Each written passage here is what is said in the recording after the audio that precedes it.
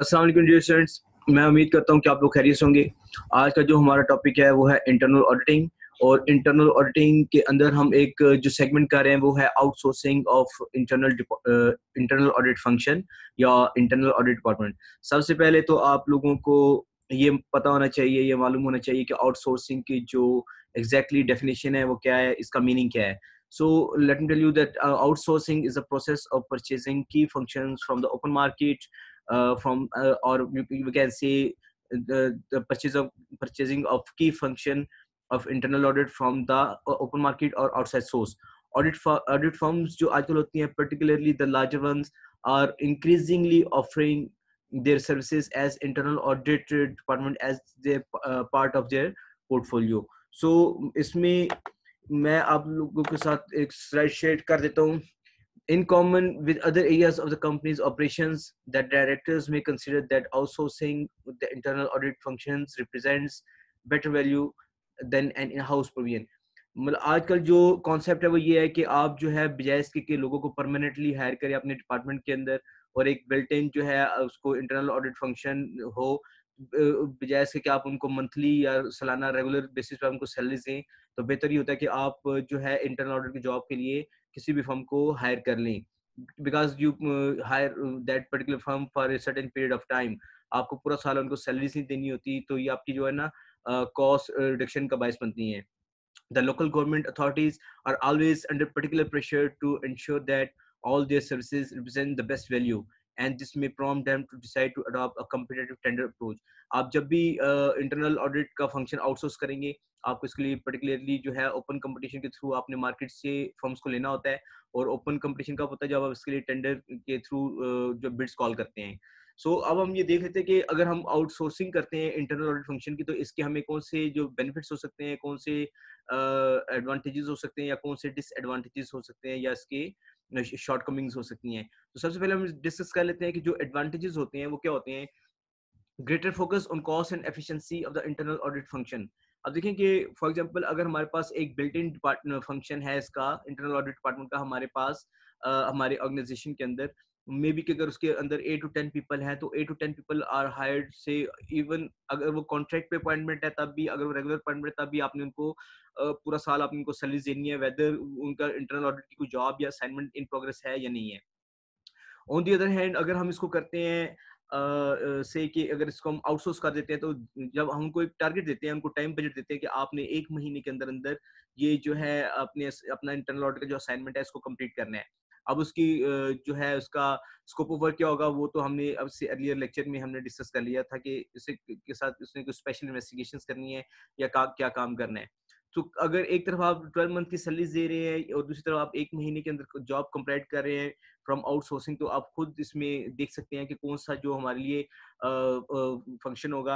Outsourcing is definitely the source कि जहाँ पे हम अपनी कॉस्ट को रिड्यूस कर सकते हैं.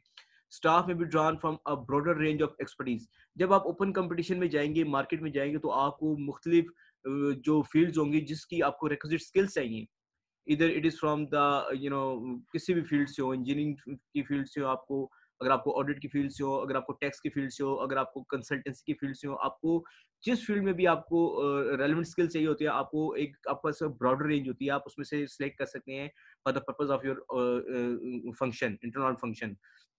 Risk of turnover is pass to the outsourcing firm. देखिए, जब आप ऑर्गेनाइजेशन के अंदर एक बिल्डिंग फंक्शन होता है, तो आपके पास लोग आते हैं, लोग जाते हैं, लोग रिक्रूटमेंट होती है, लोग कुछ जॉब्स छोड़ के चले जाते हैं. अगर आपके की पर्सन जो है जॉब को छोड़ के चले जाते हैं, तो उसमें क्या होता है, आपकी शॉर्टकमिंग्स आ जाती हैं, आपके काम का म्यार वो नहीं रहता. वेयर एज जब आप इंटरनल ऑडिट के फंक्शन को आउटसोर्स कर देंगे, देन ये आपका हेडेक नहीं है कि जनाब आपने टीम कहाँ से अरेंज करनी है, कैसे अरेंज करनी है. अगर कोई बंदा चला जाता है तो वो आपका दर्द सर नहीं है, वो सिर्फ वो जो है आउटसोर्सिंग फर्म का होगा. अगर उनका कोई प्रोफेशनल जो ड्यूरिंग जॉब छोड़ के चला जाता है, तो उनका काम है कि उसका वो अल्टरनेट का अरेंज करें. स्पेशलिस्ट स्किल्स में बी मोर रेडिली अवेलेबल. आपको एक रेडी प्रोडक्ट जो होती है मार्केट से मिल जाती है. आपको जो अगर स्किल्ड किस्म के लोग आपको चाहिए, आपको प्रोफेशनल कंपटेंस सी के जो इंटरनल ऑडिट का भी फंक्शन होता है, उसमें जो आपका स्टाफ होता है that should be technically qualified होना चाहिए, उसको उसके बाद रेलेवेंट एजुकेशन होनी चाहिए, उसको he should be equipped with the technical standards. तो जब आप आउटसोर्स करेंगे तो आपको एक रेडी प्रोडक्ट जो है मार्केट से मिल जाती है. Cost of employment permanent staff are avoided, ये हमने अभी पॉइंट इससे पहले डिस्कस किया कि अगर आप इंटरनल ऑडिट का जो फंक्शन है अगर उसको आप आउटसोर्स कर देते हैं तो आपको जो है परमानेंट स्टाफ जो है वो अपने उसकी कॉस्ट से आप बच सकते हैं। Access to new market place technologies, audit methodology software without associate cost.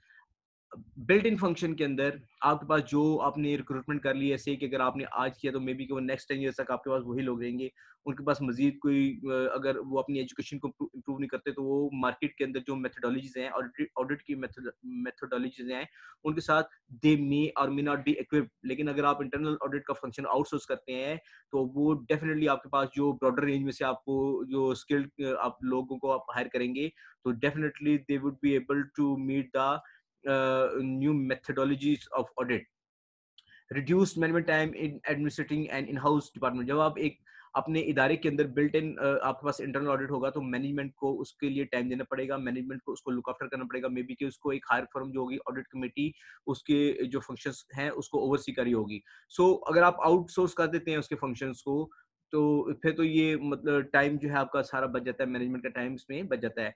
Now अब इसमें डिसएडवांटेजेस या इसकी जो शॉर्ट कमिंग्स हैं अगर हम इंटरनल ऑडिट के फंक्शन को आउटसोर्स करते हैं तो वो क्या हो सकती हैं? Possible conflict of interest. If provided by the external auditor in some jurisdictions, the ethics rules specifically prohibit the external auditors from providing internal audit services. अगर एक ऑडिट फर्म आपका इंटरनल ऑडिट का जॉब कर रही है तो वो क्या कर रही है, उसके अगेंस्ट वो मैनेजमेंट से क्या कर रही है, अपनी फीस ले रही है। लेकिन अगर आप उसी फर्म को अपॉइंट कर देते हैं as an external auditor appoint कर देते हैं तो फिर वो अपने ही किए हुए काम को किसी भी तरह वो एक जो है ऑब्जेक्टिविटी के प्रिंसिपल को उसमें वो नहीं कर सकती, उसके ऊपर वो उसकी जो ओपिनियन होगी वो कंप्रोमाइज हो सकती है, तो इसमें कॉन्फ्लिक्ट ऑफ इंटरेस्ट आ जाता है। तो ऐसा नहीं हो सकता कि जो ऑडिट फर्म आपका इंटरनल ऑडिट का फंक्शन कर रहा है उसी को आप अपॉइंट कर लें for the purpose of your external audit. Pressure on independence of the outsource function due to the threat amendment not to renew contract। जब अब आप एक फर्म को आउटसोर्स कर देते हैं, ठीक है, और जब आप इंटरनल ऑडिट का फंक्शन आप एक आउटसोर्स कर देते हैं किसी भी ऑडिट फर्म को तो उस फर्म ने अपने कॉन्ट्रैक्ट का जो आपका मुआवजा है वो तो लेने ही लेना है, ठीक है। तो उसमें भी उसका इंटरेस्ट डेवलप हो सकता है कि अगर मैंने मैनेजमेंट की जो विलिंगनेस के मुताबिक अच्छी या पॉजिटिव रिपोर्ट नहीं दी अपॉन द फाइनेंशियल स्टेटमेंट्स तो इसमें हो सकता है कि मेरा कॉन्ट्रैक्ट रिन्यू ना हो, तो यहाँ पे उसकी जो इंडिपेंडेंस होती है वो किसी ना किसी हद तक कॉम्प्रोमाइज हो सकती है। Risk of lack of knowledge and understanding of the organisation's objective culture और बिजनेस। ऑर्गेनाइजेशन का जो भी बिजनेस होता है उसका जो कल्चर होता है उसका जो वर्किंग एनवायरनमेंट होता है वो जो इंटरनल ऑडिट का फंक्शन जब हम आउटसोर्स करेंगे तो वो लोग इसके साथ मे बी और मे नॉट बी फेमिलियर क्योंकि उनके पास इतना टाइम नहीं होता, उनके पास टाइम लिमिट्स होती हैं। जबकि आपका जो बिल्ट इन हाउस फंक्शन होता है उसके अंदर आपके पास अगर आपके पास लोग अपॉइंट किए आपने तो वो तो सालों से यही काम कर रहे हैं, उनको पता है कि हमारा कल्चर क्या है, हमारा डेलीगेशन ऑफ पावर क्या है, हमारे सर्विस रेगुलेशंस क्या है, हमारा accounting and internal control procedure क्या है, हमारे बिजनेस को वो अपने इदारे के बिजनेस को बहुत अच्छे से समझते हैं बनिस्बत उन लोगों के जिनको हम आउटसोर्स करते हैं। The decision may based on cost with effectiveness function being reduced. ये चीज हम ऑलरेडी डिस्कस करते हैं, cost effectiveness. Flexibility and availability of internal auditor may not be as high as with an in house function. जब आप किसी को outsource कर देते हैं इंटरनल ऑडिट का फंक्शन तो वो एक प्रोफेशनल फर्म है, वो सिर्फ आपका इंटरनल ऑडिट नहीं कर रही होगी, उसकी डिफरेंट टीम्स होंगी, वो डिफरेंट इंस्टीट्यूशंस में या डिफरेंट ऑर्गेनाइजेशन में काम कर रहे होंगे, तो वो हर वक्त जो है ना आपके लिए 100% वो अपने आप को स्पेयर नहीं कर सकते। वेर एज जबकि आपका बिल्ट इन फंक्शन होता है तो वो जो आपके इन हाउस फंक्शन होता है इंटरनल ऑडिट का तो वो लोग जो होते हैं 100% अवेलेबल होते हैं all the time for the management to जो भी उनकी क्यूरीज होती है उनको एड्रेस करने के लिए। Lack of control over standard of service. जब आप आउटसोर्स कर देते हैं तो उसके जो है आपके ऊपर मैनेजमेंट का उसके ऊपर कंट्रोल नहीं होता, इन हाउस ज्यादा कंट्रोल 100% कंट्रोल नहीं होता आउटसोर्सिंग फर्म के ऊपर। Risk of blurring of roles between internal and external audit, losing credibility of both. ये चीज हमने पहले डिस्कस की है कि अगर आप एक ही फर्म को इंटरनल ऑडिट का भी सेगमेंट दे देंगे और उसी फर्म से अगर आप एक्सटर्नल ऑडिट का लेंगे तो उसमें जो उनके रोल्स होते हैं वो मिक्स हो जाते हैं, उनकी जो होता है कॉन्फ्लिक्ट ऑफ इंटरेस्ट आ सकता है और वहां पे क्या हो सकता है आपकी जो परफॉर्मेंस है या आपकी जो ऑडिट ओपिनियन है वो क्या हो सकती है, वो कॉम्प्रोमाइज हो सकती है। अब वो कौन कौन सी कॉस्टिंग हो सकती है जिसको आप आउटसोर्सिंग में ले सकते हैं या उसकी क्या एग्जांपल्स हो सकती हैं। इसके अंदर आप जो इसमें हमें देखना है कि जो आउटसोर्सिंग होगी उसमें हम ये देखेंगे कि सर्विस प्रोवाइडर जो है has good quality of staff. क्या उसके हम जिससे भी सर्विसेज लेंगे देखेंगे उसके पास स्टाफ कैसा है, ठीक है, उसके पास क्या क्वालिफाइड स्टाफ है, क्या उसके पास जो रेलेवेंट स्टाफ है, क्या that is either equipped with the technical standards और द प्रोफेशनल कॉम्पिटेंस। और फिर हम ये देखेंगे कि हम इस चीज को इंश्योर करेंगे कि the team with specialist skills and qualifications, ये हमने अभी बात डिस्कस कर ली। फिर हम इसको फर्दर इसमें डिस्कस करेंगे कि जिस भी ऑडिट फर्म के साथ हम वो कॉन्टेक्ट करने जा रहे हैं, क्या वो हमें इंटरनल ऑडिट की टीम जो है टाइमली और रेडली इमीडिएटली वो दे सकते हैं या नहीं दे सकते। क्योंकि अगर हम एक हायरिंग करते हैं बिल्ट इन फंक्शन के लिए, तो एक हायरिंग के जो प्रोसेस होता है, उसकी एडवर्टाइजमेंट होती है, उसमें एक टेस्ट इंटरव्यूज होते हैं, उसमें बहुत ज्यादा टाइम लग सकता है। तो जब आप एक फंक्शन को ही आउटसोर्स कर देते हैं, तो आपके पास एक रेडीली टीम अवेलेबल होती है फ्रॉम द ऑडिट फर्म। और आउटसोर्सिंग जो होती है इसकी, उसमें हम ये कह सकते हैं is likely to cost less than setting up internal audit department. बजाय इसके कि आप इंटरनल ऑडिट डिपार्टमेंट को सेटअप करें, आप उसको आउटसोर्स कर दें, तो आपकी कॉस्टिंग ऑटोमेटिकली कम हो जाती है। फॉर एग्जांपल मैं इसमें जो अगर आपको मिसाल दूं, तो हमारे जो प्रोविंस पंजाब है उसके अंदर क्या किया गया कि पिछले पॉलिटिकल सेटअप में जो है ऑलमोस्ट 26 कंपनीज बनाई गई थी, जिसमें से साफ पानी कंपनी, जैनिटोरियल सर्विसेज कंपनी, लाइक इस तरह की कंपनी थी। अब क्या होता है कि आप, मैं आपको इसकी मिसाल देता हूँ, एक जैनिटोरियल कंपनी होती है कि बजाय इसके कि आप 8 से 10 लोगों को हायर करें कि आपने अपनी ऑफिस बिल्डिंग की सफाई करनी है, इसमें क्लीनिंग की सर्विसेज आपने देनी है, तो उनको परमानेंटली हायर करेंगे, तो ऑब्वियसली आपने हर महीने उनको सैलरी देनी है, 12 माह उनको सैलरी देनी है, और आफ्टर 1 ईयर आप कुछ ना कुछ उनको एनुअल इंक्रीमेंट्स दे रहे होते हैं, तो वो सैलरी जो होती है वो रेज बढ़ती रहती है। बजाय, और इसके अगर आप उसको जनरेट करते हैं, अगर आप उसको आउटसोर्स कर देते हैं, तो आपने एक लिमिटेड अमाउंट जो है हर महीने जो है अपने कॉन्ट्रैक्टर को देनी होती है। तो ये होता है, इससे आपकी कॉस्ट क्या होती है, वो रिड्यूस हो जाती है।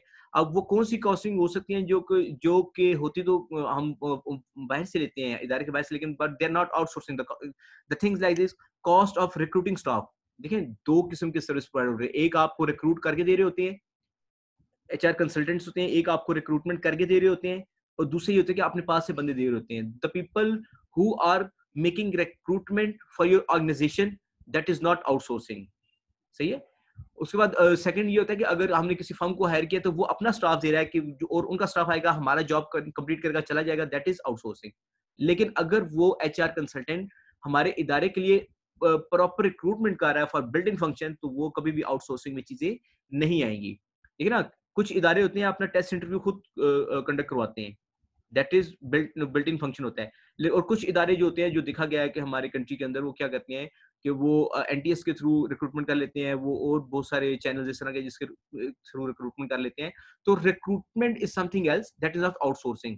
लेकिन अगर हम उसी एचआर कंसल्टेंट से कहें कि आप अपने प्रोफेशनल्स हमें दें, अपनी प्रोफेशनल टीम हमें दें, तो दैट इज व्हाट आउटसोर्सिंग। फिर हम ये देखेंगे कि there is always extended time between the setup and the results. जब तक आप बिल्ट इन सेटअप बनाते हैं इंटरनल ऑडिट का, जब तक उसके रिजल्ट्स आते हैं, वहां पे एक टाइम लैग आ जाता है, और वहां पे जो है आपकी ओपिनियन जो है या आपके इंटरनल कंट्रोल प्रोसीजर जो है वो कंप्रोमाइज हो सकते हैं। Work involve may not justify full time team. अब देखिए ना, आपको जो आउटसोर्सिंग का फंक्शन किया है, आउटसोर्सिंग ये है कि आपने एक टीम को हायर कर लिया और वो आपके जॉब्स कर रही है, लेकिन क्या वो पूरा साल आपके साथ अवेलेबल होते हैं? नहीं। तो आपको फुल टाइम वो पीपल या वो प्रोफेशनल होते हैं, वो मेसर नहीं होते, they are not, they do not make available for your organisation for the 100% time of their organisation. So मैं उम्मीद करता हूँ कि आप लोगों को इंटरनल ऑडिट का जो ये सेगमेंट है, जिसके अंदर आज हमने outsourcing of internal audit function को डिस्कस किया, आपको समझ आया होगा। इसकी एग्जांपल्स को हमने डिस्कस किया, इसकी बेसिक डेफिनेशन को हमने डिस्कस किया, इसके बेनिफिट्स, इसके डिसएडवांटेजेस, इसकी शॉर्टकमिंग्स को हमने जो डिस्कस किया, ये आपको समझ आया होगा। और अगर जो है इसमें ऐसी कुछ चीज़ आप समझते हैं कि हमने डिस्कस नहीं की है, और या अगर हमने कोई ऐसी चीज डिस्कस की है that is not according to your understanding, तो प्लीज रेज योर क्वेश्चंस। आप अपने क्वेश्चंस को नोट डाउन करें, और इंशाल्लाह अपकमिंग क्वेश्चन आंसर सेशन में I will try my best to address your queries. Thank you very much. अपना बहुत ज्यादा ख्याल रखिएगा। अल्लाह हाफिज।